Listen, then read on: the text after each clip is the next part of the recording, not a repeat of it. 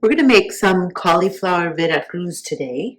This I tried in a restaurant in Arizona and it was so delicious. I have to try and recreate it here. We are going to start with maybe 2 tablespoons. I'm using sunflower oil here, but you can use olive oil or sunflower oil. Whichever one you happen to have is fine. We're going to let this heat up a little bit. I'm going to go ahead and turn on the cast iron to get my poblanos roasted a little bit. So the oil is a little bit hot. We're going to put in 1 sliced red onion. We're going to put in about 3 to 4 cloves of garlic diced. We're going to put in some bay leaves. And we're going to let this kind of the rawness of the onions and garlic just cook out a little bit. So raw onion and garlic has a very strong, intense flavor. And unless that's what you're looking for, you want it to cook down a little bit. And when you start to smell a difference in the fragrance of the onions and garlic, then we are going to add tomatoes. That's 1 diced tomato.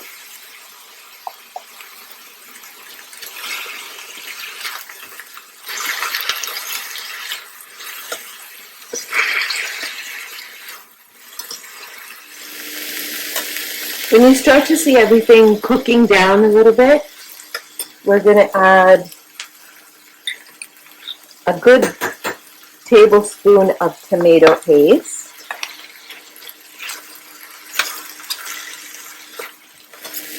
We're going to add about 2 to 3 sliced jalapenos. All right, you can see there's really no more liquid in here. So we're going to go ahead and add the cauliflower. This is about 1.5 cups of cauliflower, and I'm making this for 3 to 4 people.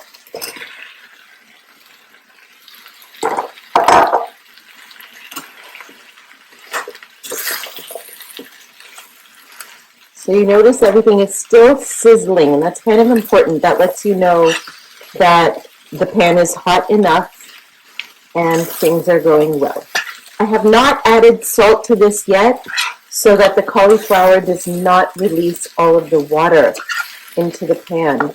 I'm going to add that after the cauliflower is cooked. Otherwise you get this watery kind of,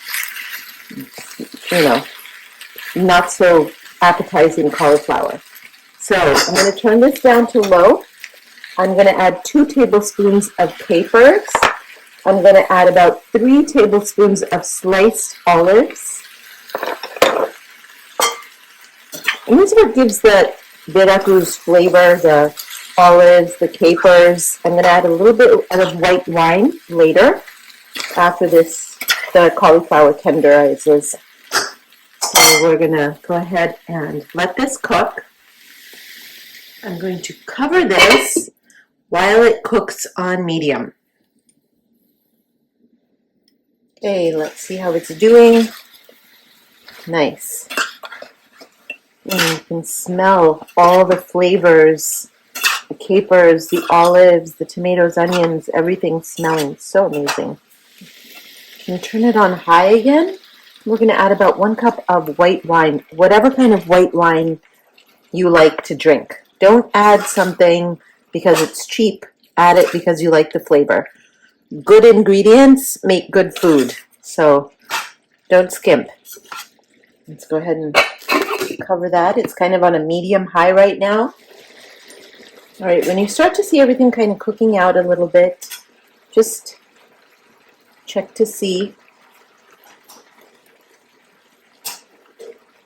I'm going to go ahead and add 1 more tablespoon of tomato sauce. I like it a little bit redder and saucier. I'll go ahead and add a little bit of these tomatoes just because they look cute.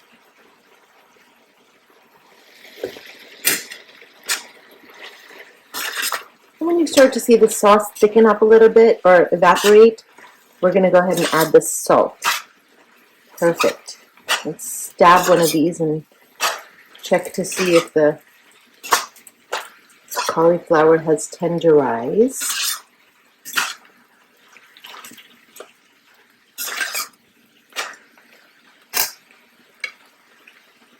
So let's stab one. Yeah, seems pretty good. Perfect.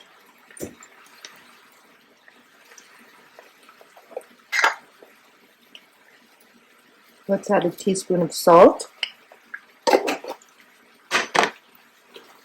Beautiful. We're going to serve these up with our tortillas and a little bit of refried beans. I'm going to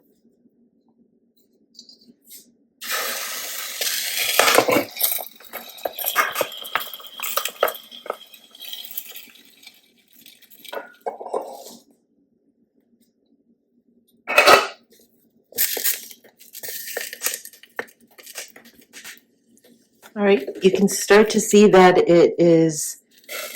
they're starting to get a little black and charred. I'm going to keep it covered. All right, oh, beautiful. Wonderful. Let's peel them.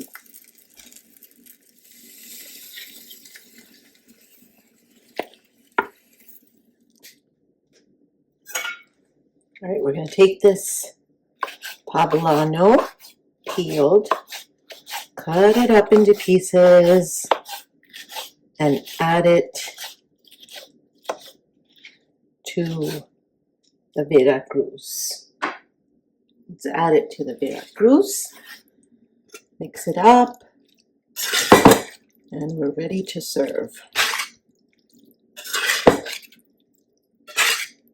So the olives and capers are a Spanish addition to that Mexican coastal cooking, and it just really tastes amazing. So we're going to serve these with a little bit of refried beans and the cauliflower Veracruz. Make sure you get some of the olives and the peppers. And here you go.